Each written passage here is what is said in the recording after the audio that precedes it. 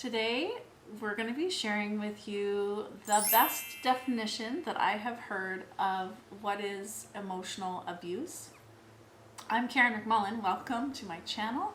I'm here today with my friend, Andrea J. Lee. We're actually in person, which is so exciting. And Andrea is someone that you definitely want to know because she has a very unique story where, well, how about you share it? Sure. She's my guest on the topic of emotional abuse for a reason. So, Andrea, why don't you tell us a little bit about why you're here talking about emotional abuse? Yeah, I have experienced emotional abuse in my family of origin, but probably more pertinent to today, I learned to become abusive to my husband. And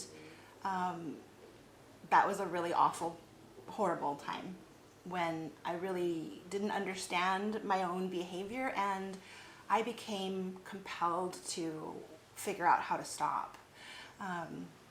And it was a long journey, but I'm so happy to be able to say that I am not that person anymore. And I feel so strongly about sharing this and so grateful to get to share it with you, Karen, through your YouTube channel, because it's high time that we get help to people who are abusive and want to stop. So that's really the story. Thank you so much. So I was really struck when Andrea first started speaking about this because I had not heard anyone ever talk about abuse from the perspective of being abusive.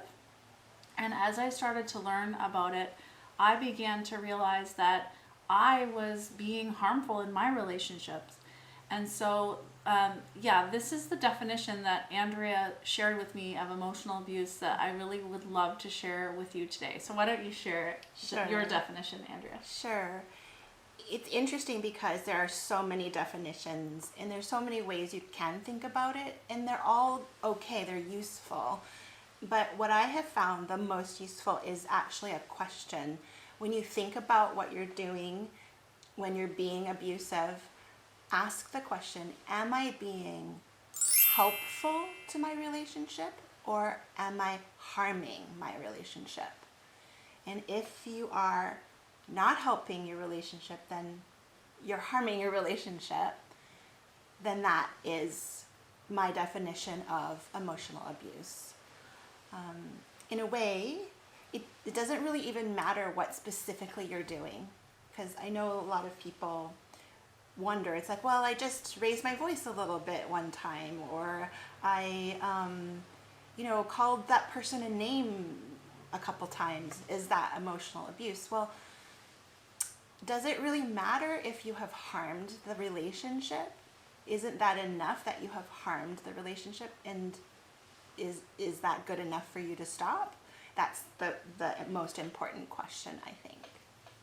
Absolutely. I love this definition because it just takes away any question to me. It just takes away like getting caught up in semantics, and it cuts right to the chase, and it takes away to me the stigma also of being abusive or having behaviors that are harmful, and it gives you permission to acknowledge behaviors that you may have that are actually detrimental to your connections.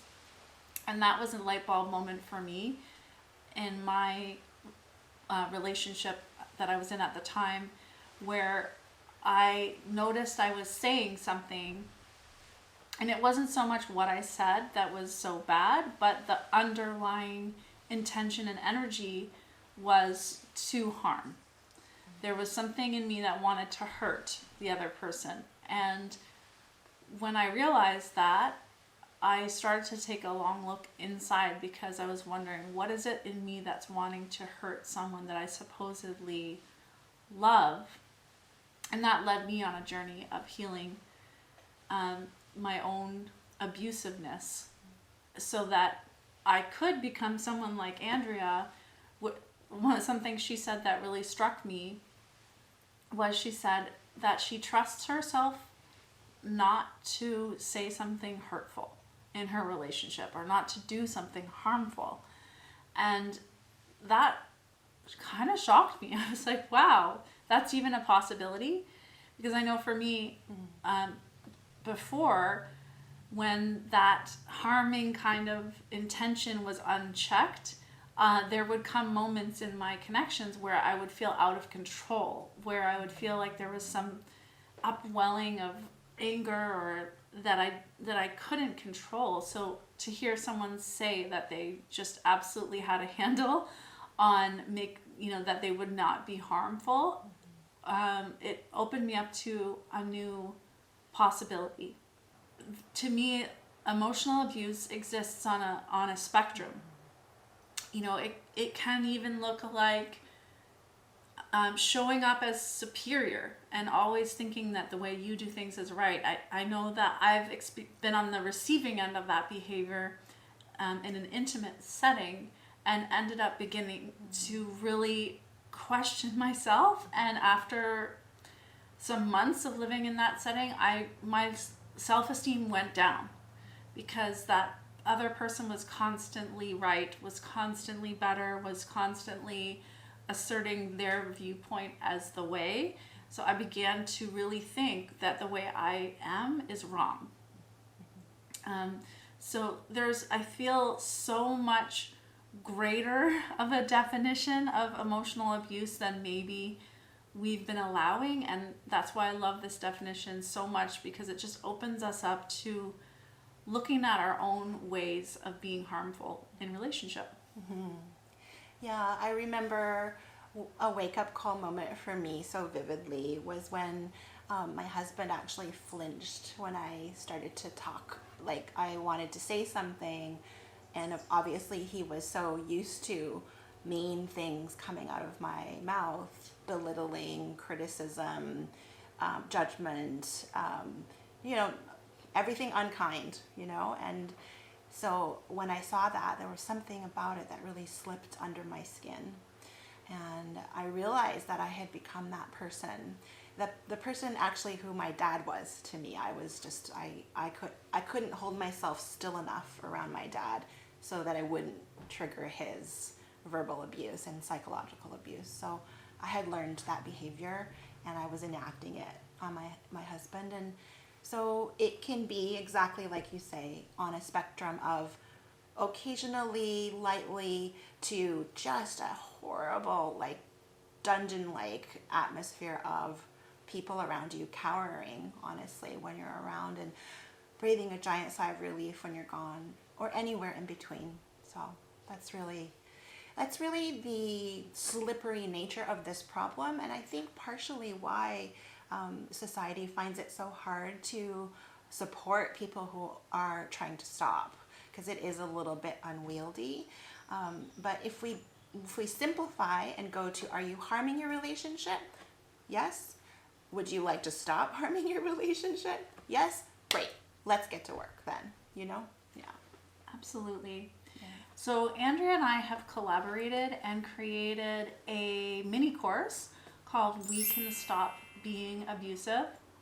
And it's called that because we really both view this as something that we need to address as a problem together and with support and resources, especially because people coming forward and taking responsibility for their own harmful behavior is so uncommon right now in our society.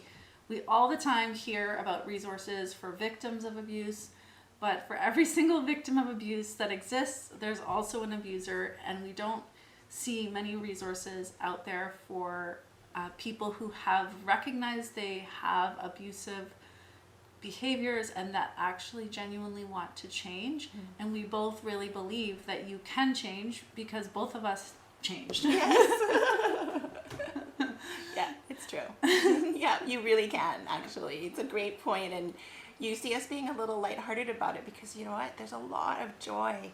There's a lot of deep joy on the other side of changing your behavior, and we know you can do it because we have done it. Yeah. So if that's of interest, you can check out the link below and feel free to reach out through social media with any questions.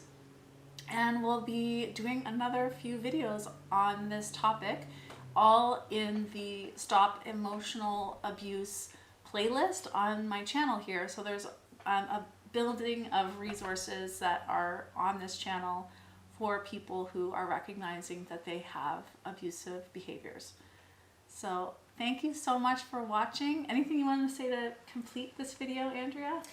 Yes, I want to say a big thank you, I think on behalf of everyone watching, to you for devoting, really for devoting your life force and intention and vision to stopping abusive behavior. And in a desert where there's so little, I think that these videos and your intention are really making a big difference. So thank you so much, Karen.